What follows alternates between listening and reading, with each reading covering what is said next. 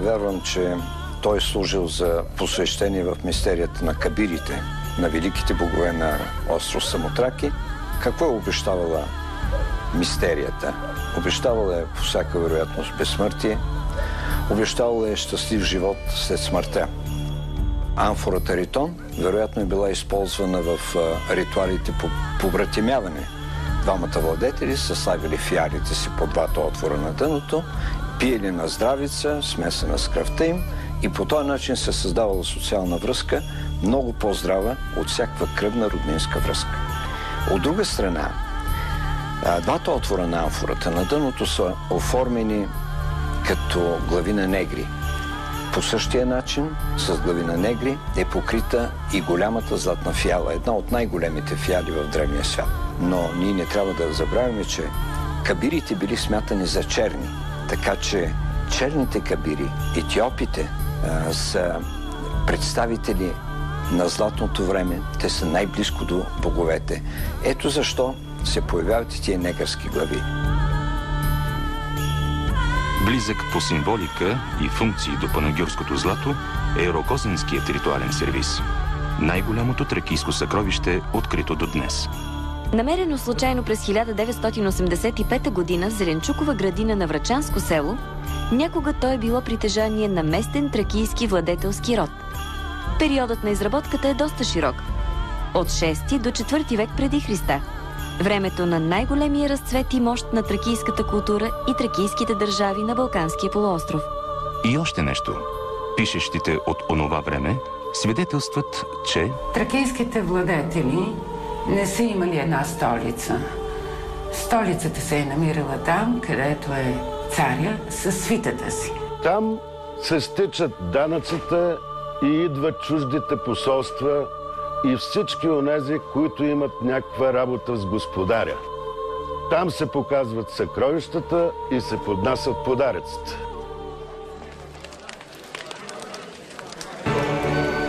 Освен да подарява и да получава подаръци, разбира се, царят имал и друга роля в тракийското общество. За нея можем да съдим по описанието на Ксенофонт относно Сефт II. Той пръв вдига на здравица с вино, а когато идва момента, захваща танците.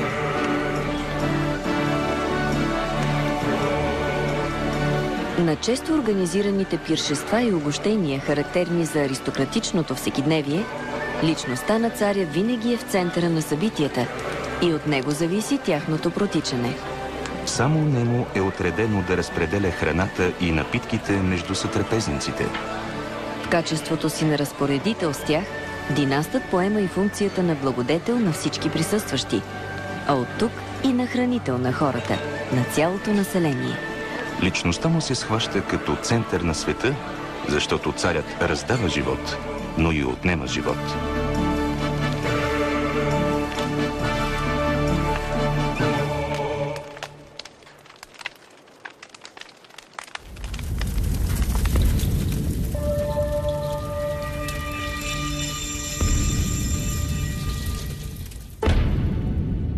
За чест на траките може да се каже, че окончателно попаднали под римска власт около 2 столетия, след като това се случило с именитите им съседи – гърци и македони. Една от причините за това е оръжията и военните стратегии, които ползвали.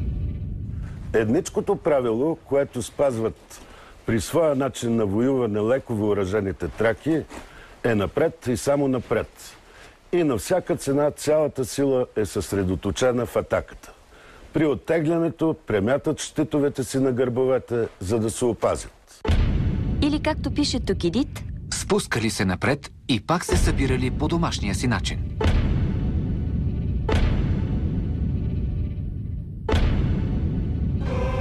В отличие от Елада, типичното за траките въоръжение е това от 2 копия.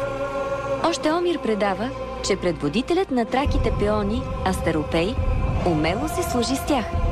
Той дръзва да влезе в двубой с самия Ахил и запраща срещу него едновременно 2 си копия, защото бил опитен в хвърлянето им с 2 си ръце. От тогава, т.е. от към 13-12 век преди Христа, 2 копия неизменно се свързват с тракийската действителност, а изображенията на траки върху гръцки вази са достатъчни, за да утвърдят тази констатация.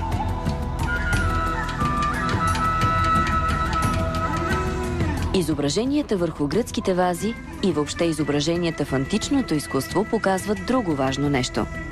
Траките винаги са свръхоблечени и носят всевъзможни украшения и властови знаци, а елините принципно са голи.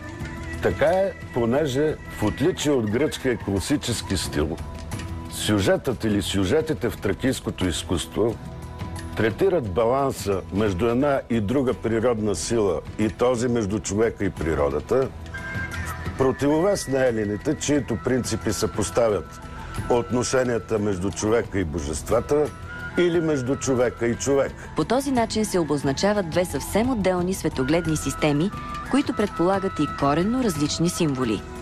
Дори Херакъл е представен различно от каноните на елинската иконография върху една апликация от панагюрище от 4 век преди Христа.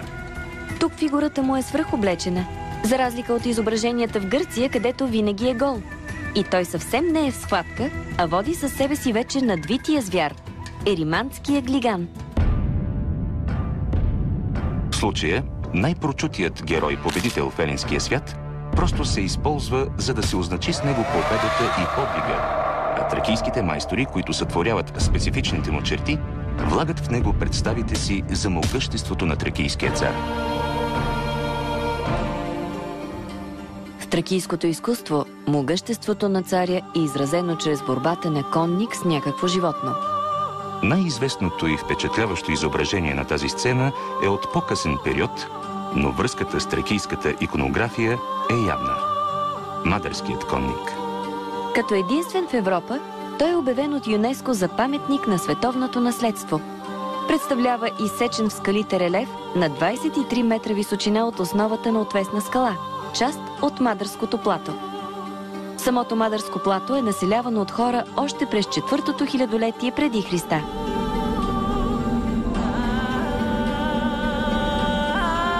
Темата за борбата на конника с животното е развита върху десетки каменни плочи, пръснати из цялата тракийска територия.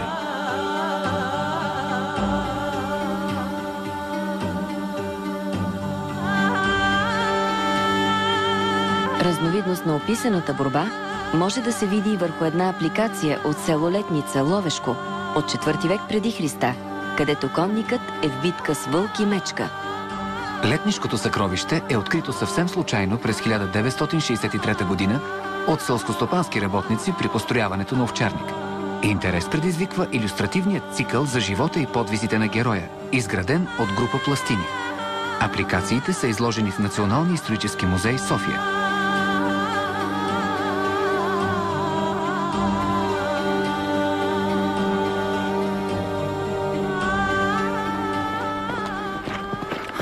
Но да се върнем към темата за борбата на конника с животното. Забележете, че тя трябва да протича между равностойни противници. И тази е причината срещу героя да се изправя лъв, мечка, вълк или глиган. Ако се има предвид царят и неговата власт, идеята възхожда към космогоничния мит за победата на Бога или на легендарния божествен герой над силите на злото и за възтържествуване на силите на доброто. Победа, която ще осигури ред и сигурност, но същевременно е метафора за преодоляването на смъртта, извършено в името на живота.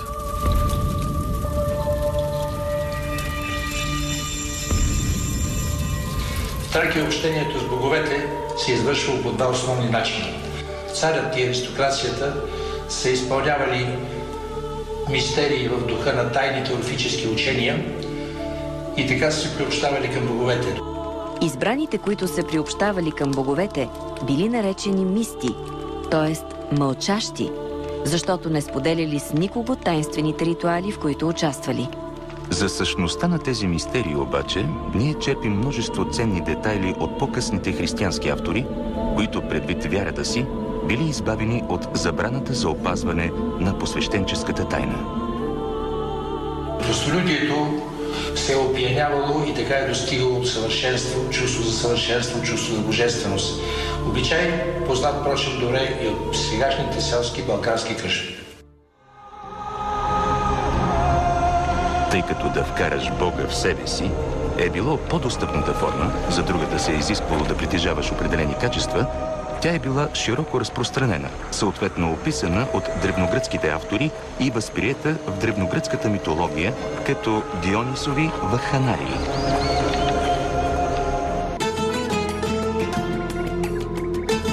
Най-значимото писмено свидетелство за масовите вярвания, изразявани чрез Дионисовите вакханалии, ни предоставя не друг, а великият Еврипид в трагедията Вакханки. Разпуснаха коси върху плещите си. Пристегнаха небридите разхлабени и пъстрите си кожи опасаха с змии. Те пък лижеха страните им. А новите родилки бяха с пълна гръд. Оставили децата си, те грабваха в ръце сърнета и невръстни хищници. Вълчета и ги с бяло мляко кърмеха. Една удари канарата с тирса си и мигом рупна чиста влага изворна, а друга блъсна жезела си наземи и Бог на нея прати струи винени. В добата, оречена, те вдъхновено тирсове замахаха и дружно от Диониса завикаха синът на Зевса. Планината, дивечът се разбесняха. Всичко бе в движение. Тогава безоръжни те нападнаха пасещите в моравата добичета. Ребра, копита биваха запращани насам натам. От късове, увиснали поклони елхови, кърви капеха. А дръзки преди миг бодливи бикове се просваха. Те валяха безпомощни тела под хиляди ръце девически.